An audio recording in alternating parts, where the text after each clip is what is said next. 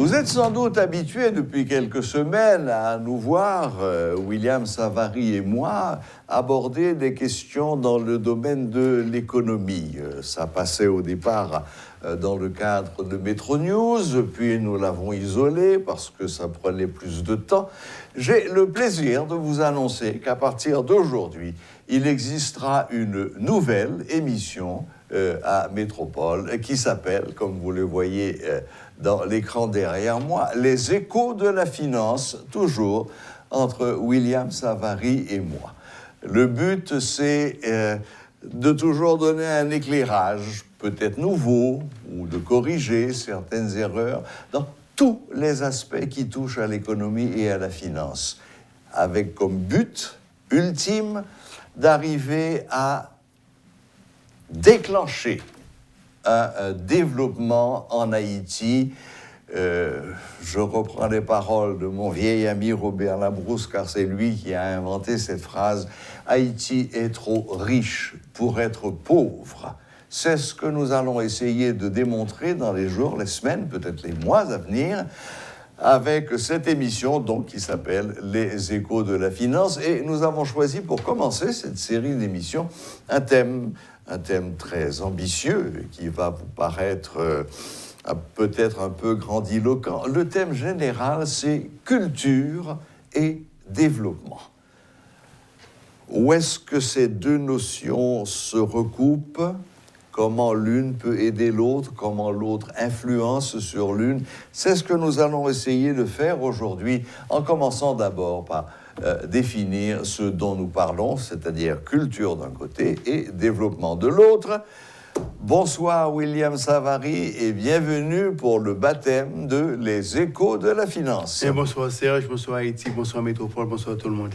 En plus de tout ce que vous aviez dit tantôt, on veut également enrichir le débat, apporter des éléments nouveaux pour que les gens puissent entre eux-mêmes tirer des conclusions qui peut-être pourraient être différentes des conclusions qui ont été atteintes, auxquelles les gens sont parvenus pendant les 40 dernières années ou pendant de longues années. Parce qu'en Haïti, j'ai remarqué qu'il y a peut-être des répétitions qui se font depuis 40 ans. Les gens répètent les mêmes choses et s'attendent à des résultats différents. Et pour ne pas dire les mêmes erreurs, peut-être. Les mêmes, oui, absolument. Parce qu'on n'obtient pas de résultats différents en faisant les mêmes choses. Les mêmes causes, les mêmes décisions, les mêmes effets. Voilà. C'est bien connu. Bien sûr, bien sûr. Bien. Donc c'est ça l'idée, oui. Quand je parlais de coup de projecteur sensiblement différent, c'est à ça que je faisais allusion. C'est une bonne chose. Il y a des vieilles habitudes qui sont prises, des vieux prix. Peut-être qu'en donnant un coup de projecteur dessus, on va changer l'idée et, du coup, développer chez les gens qui nous écoutent et qui ont peut-être, mais qui ne l'ont pas encore titillé, un esprit d'entrepreneur pour leur montrer que là, il y a peut-être quelque chose à faire. Absolument. Là aussi, il y a quelque chose à faire. Absolument. Haïti est trop riche pour être pauvre. Absolument. C'est ce que nous voulons arriver à démontrer au cours des semaines et des mois qui vont suivre. Donc, commençons. Culture. Voilà. Culture, c'est... Quand vous m'avez proposé ce thème, car l'idée est de vous, William, j'ai ouvert de grands yeux. Culture, waouh, voilà une notion tellement vaste, tellement floue aussi.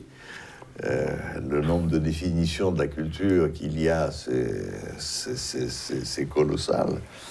Celle qui fera rire tout le monde.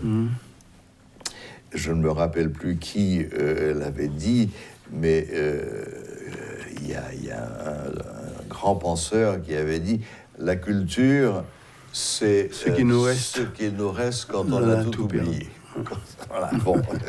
Oui, pourquoi pas.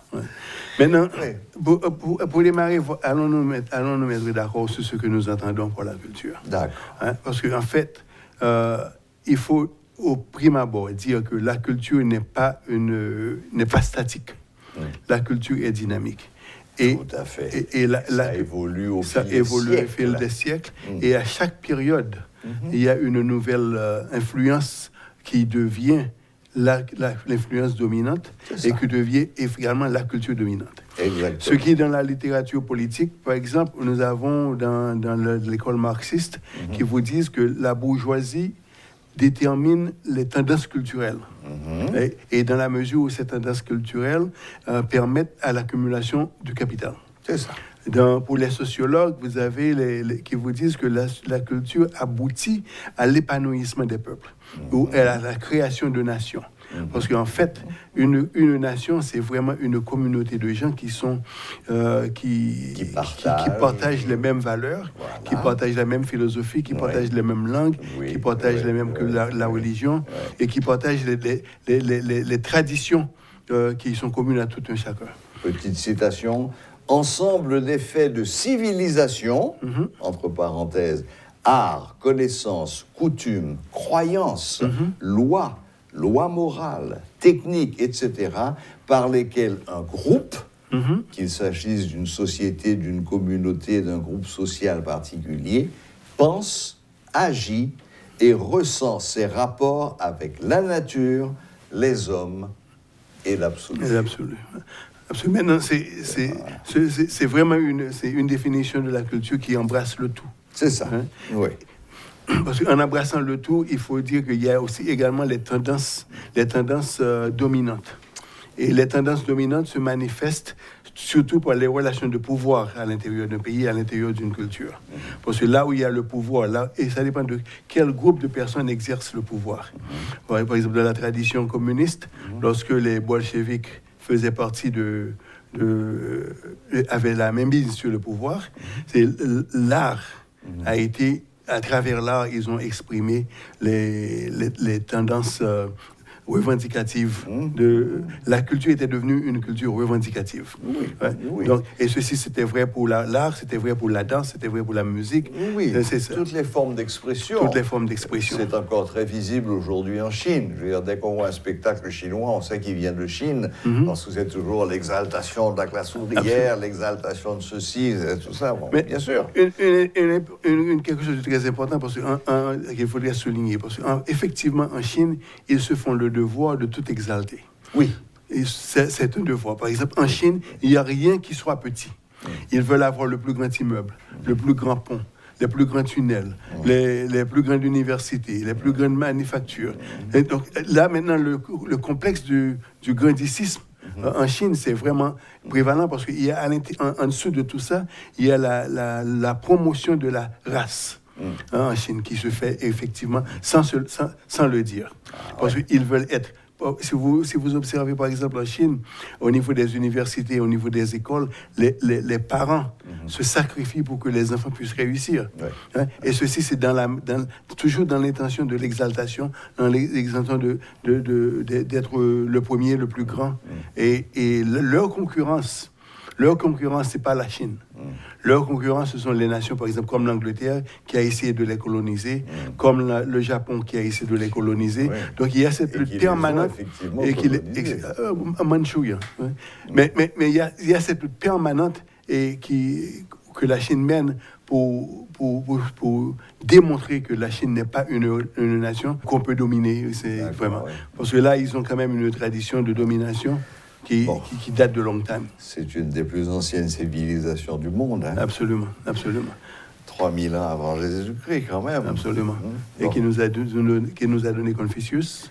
Entre autres, et Lao Tse, et l'art de la guerre. Malheureusement, elle nous a donné aussi Mao. Bon, pour certaines personnes diraient heureusement, d'autres diraient malheureusement. Je crois que le monde aujourd'hui, quand on fait le bilan de Mao Tse-tung, ne serait-ce que de sa fameuse révolution culturelle, ça a été horrible. Bon. Et le petit livre rouge de Mao que je m'étais empressé d'acheter à l'époque où j'étais étudiant, c'est un tissu de banalité. Oui, mais maintenant, il faut à son crédit, il faut aussi signaler que la réputation de Mao a subi un coup de massue. C'est à cause de la famine. De la famine qui a éliminé près de 30 millions de Chinois. Oui, alors que Mao affirmait à travers sa propagande que tout Chinois mangeait son bol de riz tous les jours. Mensonge. Donc c'est vraiment... Bon, comme tous les politiciens sont des menteurs, donc... Oui, mais bon, il y a des petits menteurs et il y a des grands menteurs. Donc pour retourner à notre plateforme, donc c'est vraiment ça, le grosso modo, ce que c'est que la culture. C'est ça. Et il y a surtout un danger qu'il faut essayer d'éviter. C'est, comme vous le disiez tout à l'heure, c'est de réduire la culture à un élément. Ça, c'est le danger que tout le monde guette. Par exemple, beaucoup de gens, à l'étranger en particulier, quand on leur parle de la culture haïtienne, qu'est-ce qu'ils vous disent? Le vaudou. Vaudou. Oui. Maintenant, comme si la culture haïtienne se réduisait. Bien sûr, le vaudou fait partie intégrante de la culture haïtienne. C'est même un des éléments fondamentaux de la culture haïtienne. On ne peut pas réduire la culture haïtienne au vaudou. C'est pas à cause du vaudou qu'Haïti a été baptisé, et à juste titre, la perle des Antilles pendant des années et des années. Maintenant, ce qu'il faudrait additionner à ceci, c'est qu'à l'intérieur du vaudou, il y a des éléments non seulement de danse qui font partie de la culture, mais il y a aussi de la poésie, il y a la philosophie, il y a l'histoire. En l'occurrence, je peux vous dire, par exemple, si vous prenez par exemple dans la littérature française, où il y a une connaissance ou une richesse extraordinaire de grands poètes, d'où votre ami, là, comme ancien professeur de littérature, Alfred de Musset, qui nous a donné j'ai perdu ma croix et ma vie, j'ai perdu toute la grandeur de tout ce qui faisait ma grandeur, etc. Mais dans le vaudou, on a qui a écrit beaucoup de sonnets. Mais dans le vaudou, nous avons des sonnets qui retracent également l'histoire, qui retrace également la philosophie, qui retrace également les relations. Par exemple, je peux vous citer, il y a une poésie vaudou qui dit Wangolo, Wangolo, montrez-moi trois mots prières, qui mènent africain, qui sont-ils en Guinée, toi pater, toi Ave Maria, toi je vous salue, qui mènent africain, qui sont-ils en Guinée. Ça, c'est un sonnet, c'est beautiful. Okay? Mais il y a d'autres qui capturent ces éléments de confiance, ces éléments de choc, de civilisation. Donc, c'est ça. Ouais. Et maintenant, dire que le vaudou constitue la base culturelle de Haïti, c'est vraiment c'est restrictif. Hein? C'est restrictif parce que en dehors du vaudou, nous avons une riche littérature écrite. Nous avons une riche panoplie de danse. Nous avons des gars qui ont inventé beaucoup de choses. Et nous avons des penseurs extraordinaires en Haïti. Nous avons eu des penseurs extraordinaires en Haïti. Et tout ça rentre dans le patrimoine culturel. Absolument. Maintenant, absolument. Patrimoine culturel, c'est le terme exact. Ouais.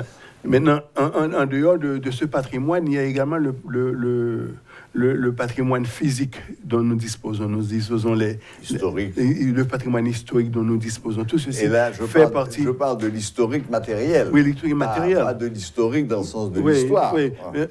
Et aussi, ce qui est intéressant dans ce qui fait partie aussi de notre culture, c'est le mythe fondateur de la nation. Nos fondateurs de la nation ont vécu, nous les connaissons, nous savons qui ils sont.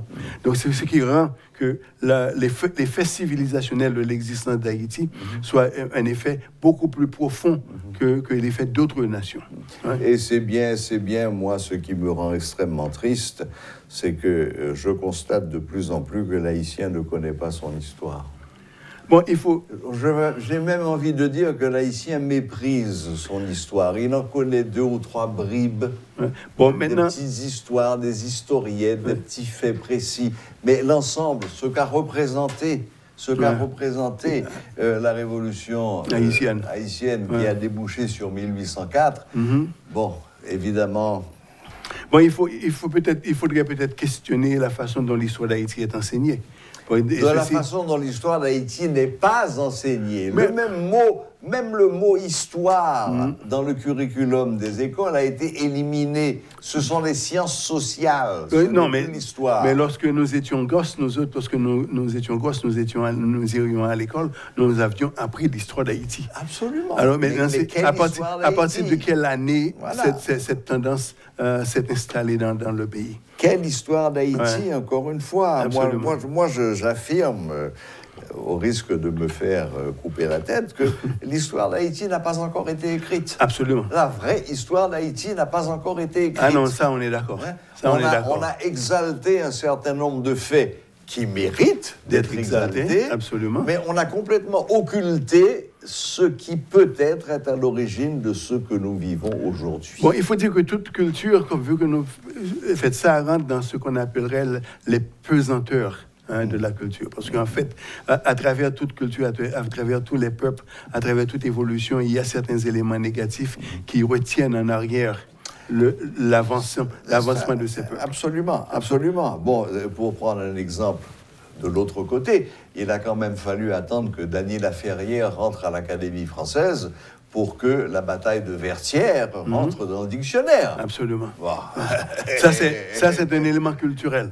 Mais tout à fait, bien entendu. C'est une avancée culturelle. Bien entendu, bien entendu. Ce qui encore justifie que la culture n'est pas statique, la culture est dynamique. La culture est tout sauf statique. Ouais. Et maintenant, le dynamisme de la culture dépend des individus qui font partie de la promotion de la culture. Absolument.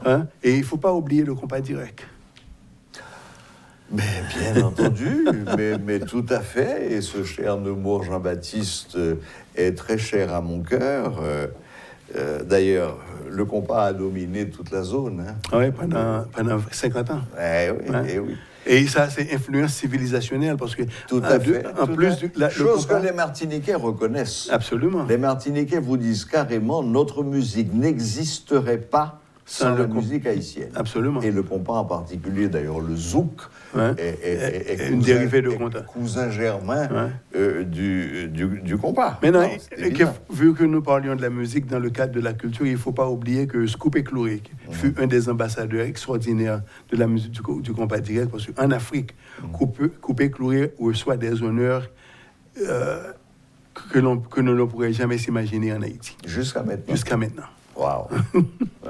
Et pourtant, Coupé-Cloué, il faut quand même avoir une solide culture haïtienne. Absolument. Pour rentrer dans l'essence de la pensée de Coupé-Cloué. Maintenant, ce qui les a intéressés dans la musique de Coupé-Cloué, c'est le rythme. Parce que chez eux, il y a ce qu'on appelle, surtout au Ghana, il y a ce qu'on appelle le high life. Le high life, c'est très proche du compas direct. Ah oui? Oui. Mais lorsque Coupé-Cloué se rend, par exemple, en Afrique, surtout en Afrique de l'Ouest, au Ghana, au Nigeria, pour des performances, mais les gens peuvent ne pas comprendre ce qui se dit. Mais ils s'identifient avec le rythme qui se joue. Bon, William, le temps passe très vite. Il faut maintenant passer à la deuxième jambe de ce corps que nous présentons aujourd'hui. Donc on a la culture, maintenant on a le développement. Comment créer le lien entre les deux? La première chose qu'il faudrait souligner, qu'il faudrait mentionner, c'est qu'il y a... disons ce que le développement n'est pas. D'accord. Le développement n'est pas la construction d'immeubles et de ponts et de routes. C'est pas ça le développement. Ce sont la construction d'immeubles, de ponts et de routes rentre dans le cadre des infrastructures nécessaires pour la bonne marche du commerce. Mais le développement en soi, c'est vraiment ce qui permet aux citoyens d'améliorer ses conditions de vie. C'est vraiment d'améliorer la condition humaine. C'est ça le développement. Donc c'est pas... Donc vous ne prenez pas développement dans le sens matériel du terme, investissement, building, route, etc. Oui, ça fait partie du développement, mais vous voulez aller beaucoup plus loin. Beaucoup plus profond. C'est ça. Aller au développement de l'être humain. De l'être humain en général. Parce que maintenant, et pour développer l'être humain, ce qui est à la base, ce sont les relations sociales.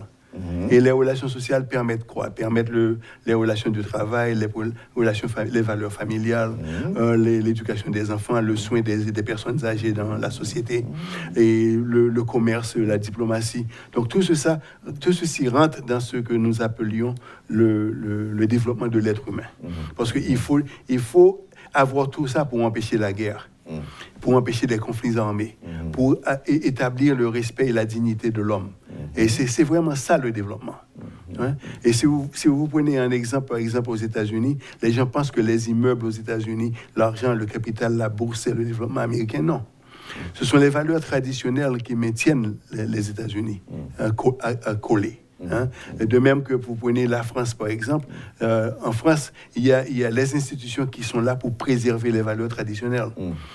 Et Napoléon n'a pas fait ses révolutions, est parti en guerre, mais ce ne sont pas les guerres qui ont fait de la France une grande nation. Ce sont les institutions qui ont permis l'épanouissement de l'homme français, qui ont contribué à la grandeur de Napoléon.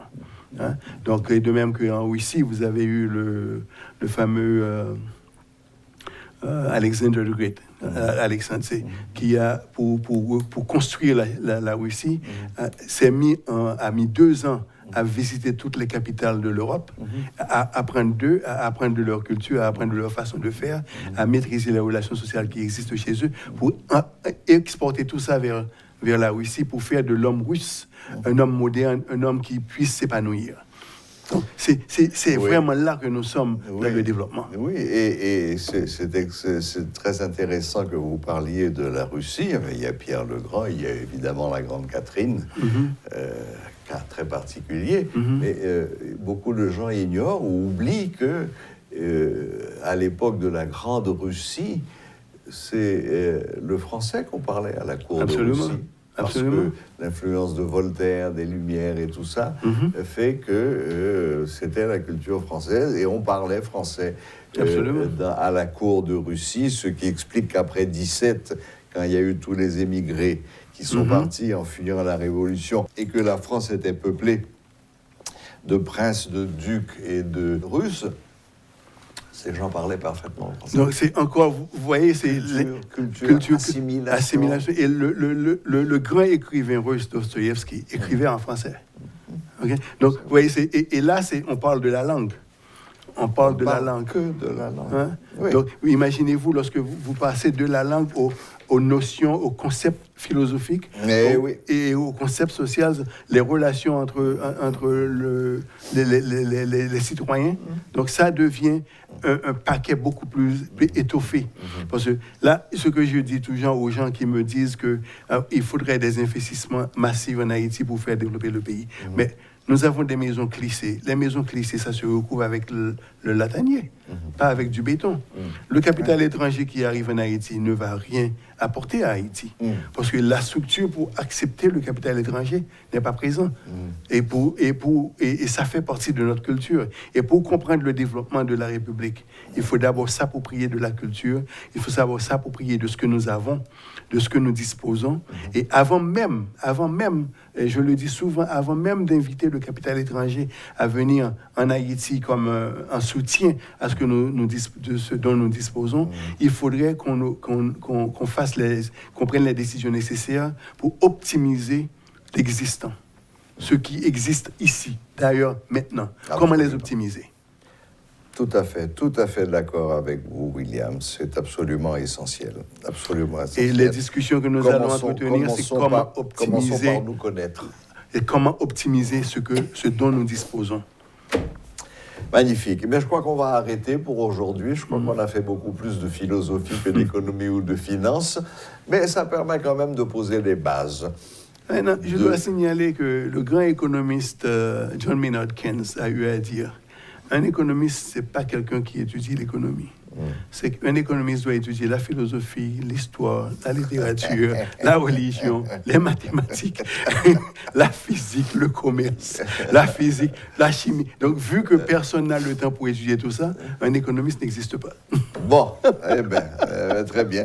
Donc, je cesserai de vous présenter comme économiste et fondateur du Haitian Stock Exchange. Mais bon, donc on est parti là pour quelques temps sur ce thème de culture et développement. Et j'espère que nous allons... je sais, nous allons structurer tout cela de façon à chaque fois à apporter une pierre supplémentaire à l'édifice et ensuite avoir une idée globale de ce grand et riche thème qu'est culture et développement. Merci d'avoir suivi ce premier numéro de Les Échos de la finance et j'espère vous retrouver très bientôt pour les prochains numéros. Merci William, bonne fin de journée et à très bientôt. Merci Serge, à bientôt.